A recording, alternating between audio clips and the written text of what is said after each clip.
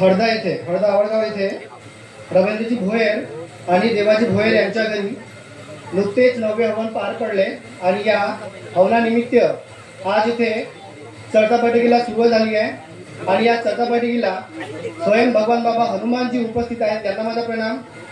तसेच या मानव धर्माची स्थापना करणारे आणि आपल्याला दुःखातून दुःखी आणि कष्टातून बाहेर काढणारे महादेव बाबा जुमदेवजी हेही उपस्थित आहेत, त्यांना माझा प्रणाम।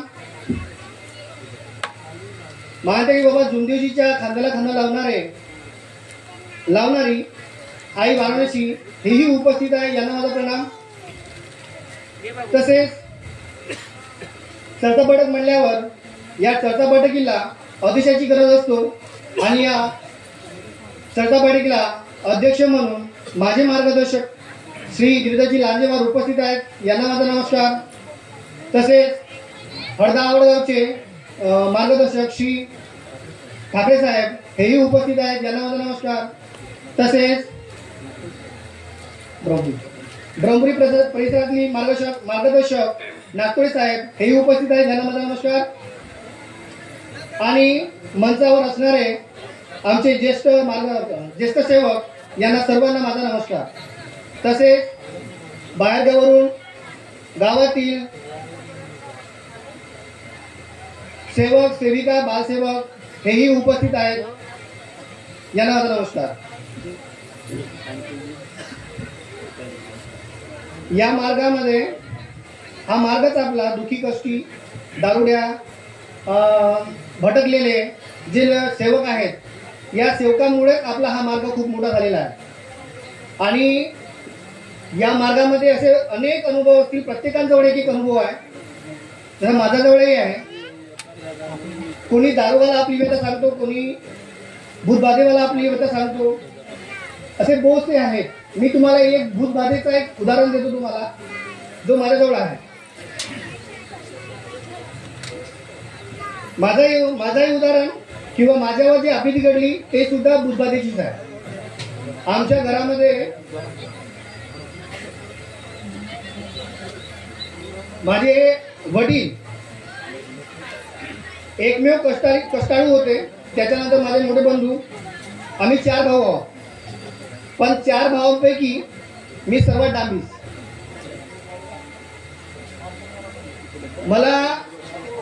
मलाही दारूचा शौक होता, पण तेवढा नव्हता, कारण माझी दारू कंट्रोलमध्ये होती। पण गावामध्ये दारूचं प्रमाण खूप होतं, त्यामुळे मी काय केलं, नुकतीच आमची या 7-8 वर्षा पहिल्याची गोष्ट आहे, मी पोलीस स्टेशनला आमचं नामांकन झालं होतं पोलीस मित्र म्हणून। आणि माझी सहकारी मंडळी जवळपास 52 ते 53 पोलीस मित्र होते, प्रत्येक गावचे। नागबीड तालुक्यामध्ये बहुतसे लोक होते, परंतु माझ्या गावामध्ये एकमेव मीच होतो आणि भिलममध्ये 1-2 होते। तर आम्ही जवळपास गावातले आणि बाहेर गावचे असे आम्ही 20 ते 25 लोक जमा झाले, म्हणजे मी जमा केले। आणि जमा केल्यानंतर आम्ही गावातली दारू बंद करण्याचा एक उपक्रम ठरवला। त्या गावामध्ये जे नवीन जनरेशन आहे ते दारूच्या माध्यमातून, पत्तेच्या माध्यमातून ते बिघडत आहेत, हा उद्देश ठेवून आम्ही सगळ्यांना दुरुस्त करायला ठरवला। उद्देश माझाच होता, बाकीचे लोक सहकारी होते आणि आम्ही तशी मोहीम घडवली। मी गावातली कमीत कमी 3 वर्ष दारू बंद केली, विलममध्ये 2 वर्ष दारू बंद केली, आजूबाजू चिखलपळसुडीला सुद्धा मी, म्हणजे माझ्या गावापासून 1-2 किलोमीटर अंतर होता, तिथे पण दारू बंद केली। आणि त्या दारूचा परिणाम, ज्याची मी जास्तीत जास्त दारू पकडली, त्यानं माझ्या घरावर एक भूतबाधेचा प्रकार घडवला। मला तो समजला नाही, कारण मी त्यावेळेस नास्तिक होतो। भूतबाधा काय असते हे मला समजत नव्हतं, फक्त परमेश्वरावर भक्ती होती एवढीच। मी त्यावेळेस गणपतीला खूप मानत होतो।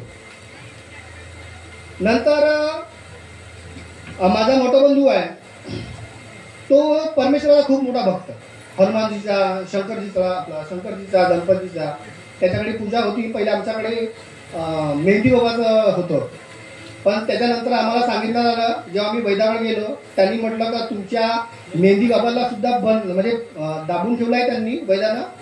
आणि खूपसे असे आहेत तुमचे देवना जे आमचे तुला पण असतो घरातले त्यांना पण मागून ठेवलं म्हणे.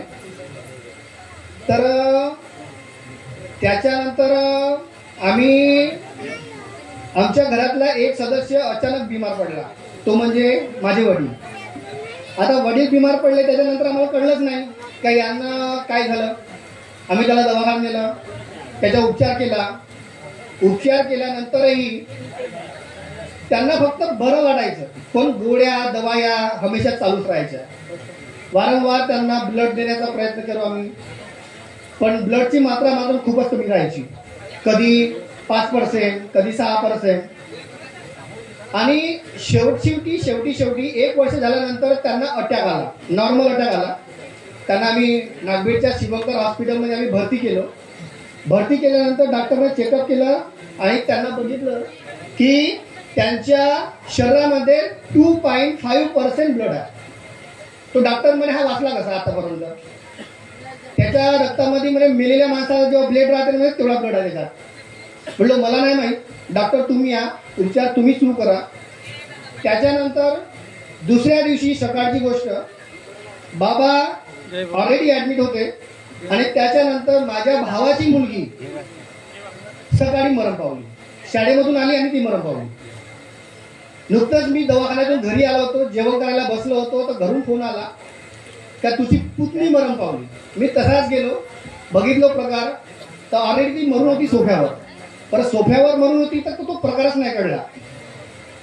त्याच्यानंतर तिची पुन्हा डॉक्टरचा फोन आला का माझ्या वडिलाला ब्लडची गरज आहे. तर मी एकटा बाकीच्या लोकांना तिथेच ठेवून, माझ्या पुतणीच्या म्हणजे माझ्या भावाच्या घरी ठेवून मी एकटाच ब्लडसाठी गेलो ब्रह्मपुरीला. माझ्या भावाला मी पहिले सांगितलं की मला ब्लड भेटल्यानंतर मी तुरंत गावी येईन आणि मैथीला येईल. माझा भाऊ शेवटपर्यंत 4 वाजेपर्यंत वाट पाहत बसला, हा आता येईल आता येईल आता येईल. पण मला ब्लड शेवटपर्यंत 4-4:30 वाजता ब्लड मिळालं. आणि एक बॉटल घेऊन 3 बाटल्या जमा केल्या, एक बॉटल घेऊन मी जसा नागबीडला आलो त्याच दिवशी माझ्या वडिलाची मयत झाली. म्हणजे एका वेळेस 2 घटना. आता तो दबाव जो आहे तो असहनीय होता, कारण सकाळी माझ्याच हातात माझी मुलगी होती आणि संध्याकाळी अटॅक जेव्हा आला तेव्हा ते सुद्धा माझ्या हातात होते. 2 मग त्यांचे सगळे क्रियाक्रम केल्यानंतर भाऊ म्हणाला का हा प्रकार कळला नाही, तू थोडं पाहून पहा, वैद्याकडे जाऊ किंवा कोणाला तरी बोलून, भक्तीला बोलून. तर त्यांनी सांगितलं आणि एक जवळचाच आहे चिखलपडझोलीचा, त्यांनी सांगितलं का हा प्रकार म्हणजे तुझ्यामुळे घडला. म्हणून माझ्यामुळे कसा काय घडला, मी तसला कोणाला वाईट नाही केलं. तू वाईट केलास म्हणजे त्या लोकांचा ज्या लोकांनी तुझ्या गावात दारू चालवली. तुला नाव सांग. त्यांनी नाव सांगितलं आणि ही गोष्ट मी भाऊला सांगितली. तर भाऊ यांचं काही करायचं आहे का आपण. तर त्याने मला म्हटलं त्याने जी चूक केली ती आपण नाही करायची. भले म्हणे त्यांनी आपल्या घरचे 2 जीव नेले, तू त्यांच्या घरचे 5 जीव नेशील, पण काय होईल पापाचा भागीदार तू पण होशील. त्याच्यापेक्षा एक काम कर म्हणे, त्याला सोडून दे, तू परमात्मा एक मार्ग पकड. म्हणून भाऊ म्हणलो मला त्या मार्गाची म्हणलं जाण तर नाही आहे, पण तू म्हणतायस तर मी प्रयत्न करतो. म्हणून मी गावच्या विश्वनाथ भोळेला विचारलं, 2-3 सेवका आले माझ्याकडे, त्यांनी सांगितलं, भाऊचं नाव सांगितलं, मी त्यांच्याकडे गेलो. त्यांनी मला मार्ग दिला. पण त्याच्याही पहिले माझ्या पत्नीच्या अंगात काहीतरी होता, जो मी रात्री 11 या 12च्या टायमामध्ये मी ओळखलो का तिच्या अंगातून कोणतरी बोलत आहे. मी मारेन त्याला, तिला मारेन, तिला घेऊन जाईन. म्हणजे हा प्रकार मला नाही समजला. म्हणजे तो माझ्या डोक्याच्या पलीकडे होता. हा प्रकार मी भाऊला सांगितला. भाऊला म्हटलं तुझी कंडिशन तेच आहे म्हणे, तू एक काम कर, मार्गच पकड. मी मार्ग पकडला. मार्ग पकडल्यानंतर पहिल्याच आम्हाला जेव्हा कार्य मिळाले 7 दिवसाचे, त्या कार्यामध्येच आम्हाला बऱ्यापैकी फायदा मिळाला. त्याच्यानंतर म्हटलं आता जो मिळाला याला कधी सोडायचा नाही. आणि तो मार्ग घेऊन मी म्हणजे ते शब्द घेऊन मी कार्य कंटिन्यू चालू ठेवले आणि 4 वर्षानंतर मी त्याग पकडला. म्हणजे याचा अर्थ असा की या मार्गात शक्ती किती मोठी असेल. जेव्हा एका मार्गदर्शकाच्या शब्दावर चालून आपल्या घरातले दुःख दूर होत आहेत, याचा अर्थ समजा की या मार्गाची महती किती मोठी आहे, याच्या शब्दाचं पालन, शब्दाचा किती मोठा मोल आहे. आपण एकदा मार्ग घेतल्यानंतर आपण वारंवार अवहेलना करतोच, खूप करतो. मार्गदर्शन सांगते त्याच्यापेक्षाही आपण थोडं कधी कधी वेगळं वागून जातो. त्याच्यामुळे आपल्या घरामध्ये आपल्या हातून भरपूर साऱ्या चुका होतात आणि ह्या चुका आपण न केलेल्या बरं. बहुत साऱ्या गोष्टी आहेत, परंतु मला एवढंच सांगणं आहे माझं की जीवनात करा, चांगलं करा आणि मात्र मार्गाला सोडू नका. मार्गदर्शनाच्या शब्दाला जाणू नका, म्हणजे सोडू नका.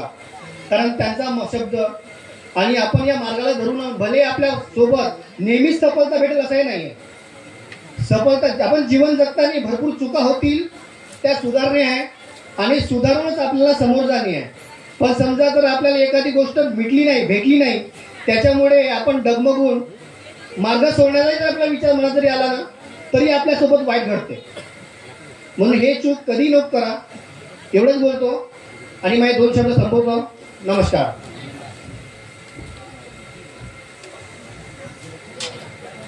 धन्यवाद.